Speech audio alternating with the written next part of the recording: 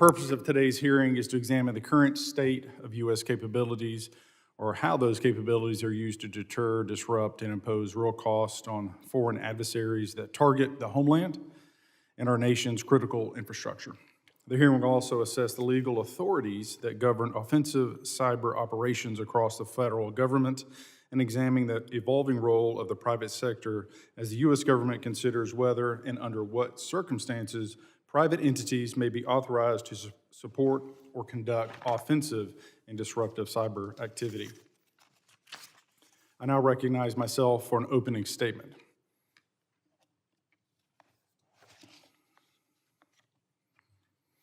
Today, the subcommittee is meeting to examine a reality that the United States can no longer afford to avoid, namely that deterrence in cyberspace does not exist without credible, lawful, and operational offensive cyber capabilities.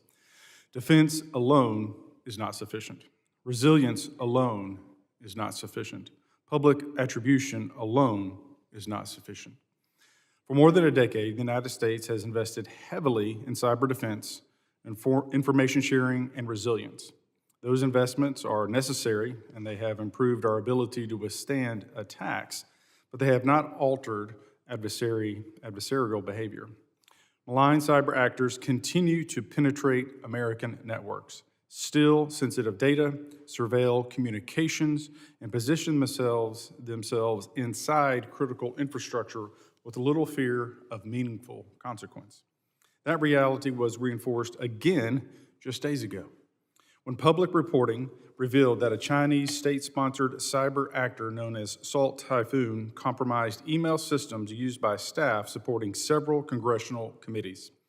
This incident was the latest operation in a sustained campaign conducted by a broader group of Chinese cyber actors commonly referred to as the Typhoon Cluster.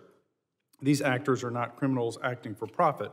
They are instruments of state power, and that needs to be underscored. Their operations are deliberate, persistent, and strategic in nature. They are designed to extract intelligence, pre-position access, and shape the battlefield long before a crisis or conflict emerges. I'm going to say that again. Pre-position access and shape the battlefield long before a crisis or conflict emerges. They target not only the executive branch and private industry, but now, once again, the legislative branch itself. The question before this subcommittee is not whether these threats exist. That is no longer in dispute. The question is why they continue and what it will take to change the cost-benefit calculation for adversaries who believe they can operate against the United States with impunity. Currently, authorities for offensive cyber operations are dispersed across the Department of War, the intelligence community, law enforcement, while civilian agencies like CISA play critical roles in defense, response, and resilience. Existing policy frameworks were developed for an earlier phase of the cyber threat environment, one that did not fully anticipate today's scale, speed, and persistence of state-sponsored activity. Again, the speed and the scale of the battlefield is changed. They're also not designed for a world in which the vast majority of digital infrastructure targeted by adversaries is owned and operated by the private sector.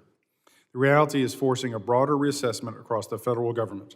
The Trump administration has signaled its intent to pursue a more proactive and assertive cyber posture, one that emphasizes disrupting adversary capabilities before harm occurs, resetting adversarial risk calculations, and exploring new ways to integrate private sector expertise into national cyber efforts. This reflects an important recognition.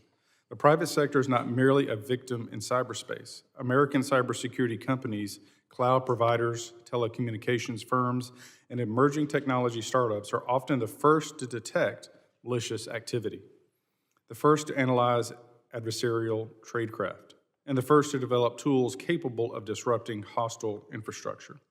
In many cases, they already possess visibility and technical insight that rivals or exceeds that of the federal government.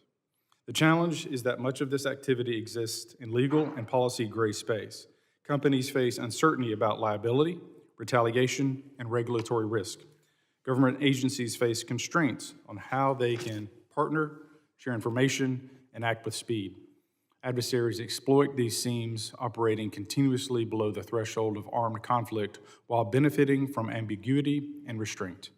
Today, our witnesses will help us assess how offensive cyber capabilities can be responsibly integrated into a modern homeland security framework. I appreciate our witnesses for being here, and I look forward to their testimony and the discussion ahead. And again, thank you all for being here.